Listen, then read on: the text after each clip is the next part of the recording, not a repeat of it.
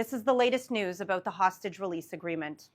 According to the Israeli Prime Minister's office, Hamas has backed out of some of the things it agreed to in the deal.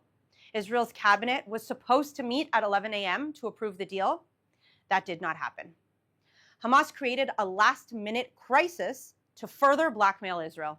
This comes after U.S. Presidents Biden and Trump, as well as Qatar, said there was a deal. Hamas has been playing games with these negotiations for months. There were 34 hostages meant to be released alive until Israel recovered the remains of one.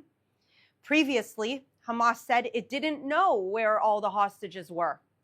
Hamas said it would only provide a list of living hostages after a ceasefire. For Hamas, dragging out negotiations is a way to torture the people of Israel. Hamas doesn't want to release all the hostages. It wants to hold some hostages forever and plot more massacres. Qatar is hosting Hamas and broadcasting Hamas's gloating about the miracle of October 7th. Hamas official Khalil al-Khaya, based in Qatar, was broadcast on Qatar's TV channel Al Jazeera. The Hamas leader said October 7th was a miracle and accomplishment that will remain a source of pride. He promised Hamas will continue in their footsteps until they achieve victory or martyrdom. For the past 15 months, Qatar wasn't mediating a hostage deal. Qatar was telling Hamas to hold the hostages until Hamas got a good deal. Qatar wants Hamas to rule Gaza and massacre more Israelis. Qatar and Hamas's other backers, like Turkey and even South Africa, must be held to account. The supporters of Hamas blocked life-saving aid to hostages. They encouraged Hamas to keep the hostages for 468 days and counting. They tried to tie Israel's hands so that it couldn't stop Hamas from attacking. They are behind Hamas's blackmail, and they are doing whatever they can to keep Hamas in a position of power. We need more pressure on Hamas and Hamas's patrons until every hostage is home, and Hamas cannot threaten the people of Israel again. Let's take some questions from our audience watching live on social media. Thank you, Ashley. Our first question comes from Alice on Instagram. There was a report that the Houthis will also cease fire against Israel. Have you heard anything about this? Will the Iranian regime tell its proxies to stop attacking Israel? I laugh because, firstly, it doesn't matter what they would say. I don't trust organizations such as the Houthis or the Iranian regime. But no, I have not seen any official statements. They've been saying for months that that their attacks on Israel are as a result or due to the ongoing war with Gaza. So possibly having a ceasefire now, we may see them stopping the attacks. But don't be mistaken. It doesn't mean that we're going to have peace with Iran or with the Houthis tomorrow. It doesn't mean that they're not going to be planning and plotting the next attack on Israel, rearming, regrouping, continuing to try to build proxies around our borders so that the next time the area is heated, they will have more fronts.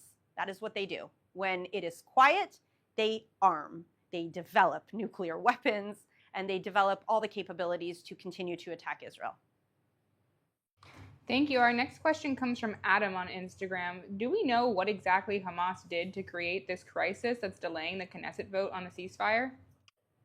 I don't know exactly the details of that, but I could only assume it has to do with, timelines, maps, certain little things. They're probably very insignificant things just to make this deal not go through. It's just to terrorize Israel, to continue to try to tear apart the Israeli people, and especially the families. And as a family, I can tell you that these days where we are kind of hanging in the middle and we don't know what to happen. At one moment we're happy, the other moment we're sad, at the other moment we're frustrating. It really is the purest form of evil, this psychological warfare. Our next question comes from Marjorie on Instagram. If Qatar is a player in this, why are the negotiations being held there? It's a good question. Qatar is basically the only country at this point that has any sort of leverage on Hamas. They are hosting the Hamas leaders there. They are funneling the funds. They will probably play a significant role in rebuilding Gaza. They have been funneling the money to Hamas to continue to indoctrinate the people of Gaza. And so they are the only people who have any leverage, who have any direct ties to Hamas and its leaders. And therefore, unfortunately, they have to play a really significant role in mediation.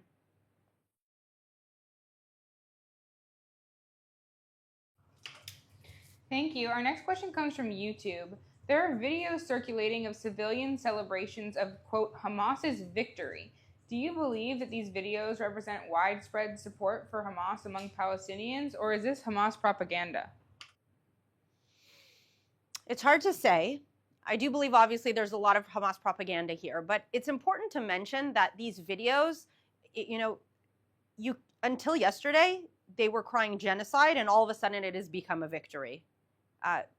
It's pretty ridiculous, and I think it's important. I want to bring in my personal opinion here. Whatever happens now, whatever ceasefire deal, hostage agreement, this is not a win for Hamas. This is also not a win for Israel. Nobody wins right now. Nobody can come out winning from this when there has been so much suffering, really, on both sides.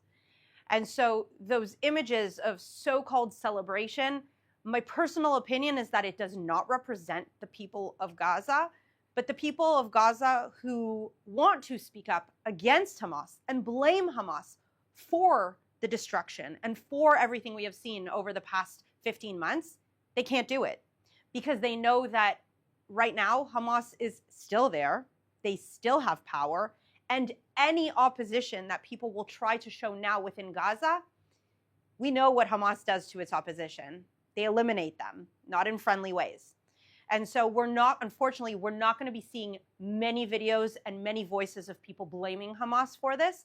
We will see the videos of the ones supporting Hamas. Unfortunately, that's what we will see. Thank you. Our next question comes from Lizzie. Do you think that President Trump's all hell to pay threat has led us to this moment? Personal opinion is absolutely. There isn't much that has changed. There are some nuances in the details that have changed between the deal that was on the table in May and the deal that is now hopefully going to be approved.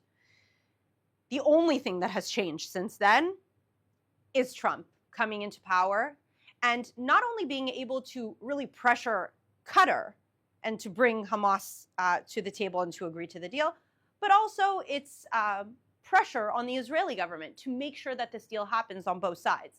Now, do I think that it is the same type of pressure that is being put onto both sides? No.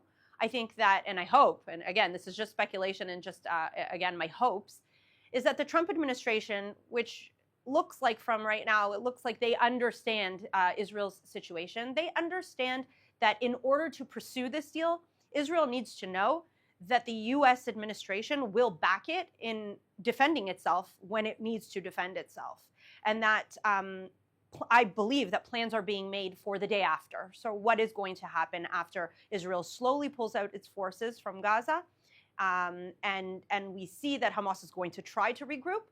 And so I believe that knowing that the Trump administration will support Israel allows the Israeli government also to accept a deal that is not a good deal for Israel.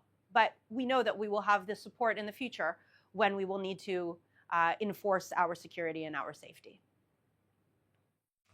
Thank you. The next question comes from Instagram. A personal question. As a family member of a hostage, can you please explain what the families are going through at this moment? It is an emotional roller coaster. There is a very, very bittersweet feeling in the air. So my cousin Agam, she is, again, supposed to be on the list of the 33 hostages being released in the initial deal. We don't know about her condition. We don't know about her physical condition, and we certainly don't know about her mental condition. We don't know when she will be released. There are conflicting reports in the media. Some are saying Sunday, some are saying next week. So we don't know when it will happen. Every day is hell for them there. And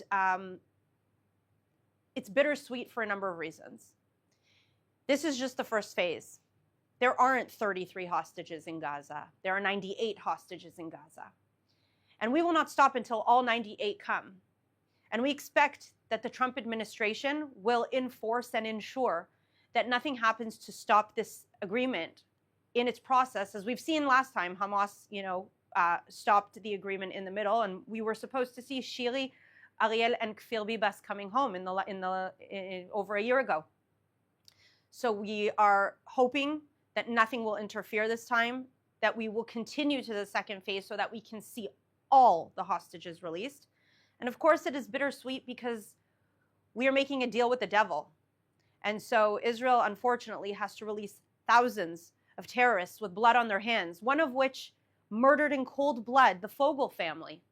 He stabbed 3 innocent children in their beds before murdering their parents. These are the type of people that Israel needs to release from its prisons in order to see my cousin come home.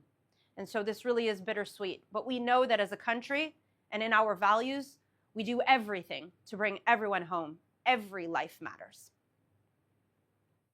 Thank you so much, Ashley. Our next question comes from Instagram. This is our final question. Does this ceasefire mean that there's finally an end to this war? And what does the day after look like, if we know? So we must remember that we've had multiple ceasefires in the past with Hamas. Ceasefire does not mean truce. It does not mean peace. It does not mean that there are not forces in Gaza that want to continue to regroup, rearm, and it doesn't mean that their motivation to destroy the state of Israel is going anywhere. And so don't be confused. This ceasefire is something temporary. It means that we must move to create an environment where there will be peace. Now, this is something that both sides need to work on. This means that, in my opinion, we need to see the Abraham Accords continue. We need to see countries like Saudi Arabia and the UAE and Morocco come in and help us rebuild Gaza, give a real future for the people of Gaza, to make them not want to destroy the state of Israel, but rather live in peace with the state of Israel. Because that is what the people of Israel want. They want to live in peace. We don't want to send our children to war. We don't want to send our young men to be soldiers. We want to live in peace. And so the day after has to involve our Muslim and Arab countries that are willing to join forces to bring a real change to the Middle East. And of course, not forgetting that there is still the overarching threat of the head of the snake, which is Iran. And we will not stop until their regime is brought down and freedom is brought to the people of Iran. Thank you very much. That's all the time we have today. Thank you for tuning in. We will be back tomorrow, 3 p.m. Israel time, 8 a.m. East Coast time. Thank you for watching, and let's hope for good news.